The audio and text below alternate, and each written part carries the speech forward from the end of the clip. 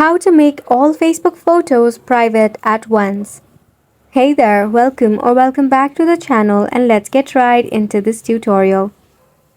To make all the Facebook photos private at once, unfortunately there isn't a way to do so all at once.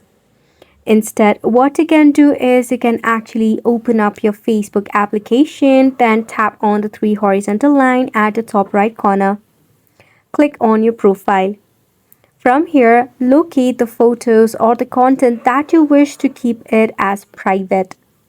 So for an example, I have this photograph right here, and you will see there is this lock icon in this photo, which means this particular photo is set as private in my Facebook. Now, if you want to create something like this, what you need to do is basically click on the three dot icon at the top of the post. Then click on Edit Privacy. Usually it would be set on public.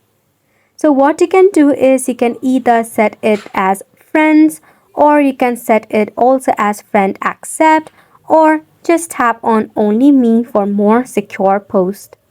So this you have to do it manually, which means one by one in each of the posts, as there is no multiple option currently available in Facebook and there is nothing we can do in our end. Hopefully you found this video informative and helpful to you. Thank you so much for tuning in.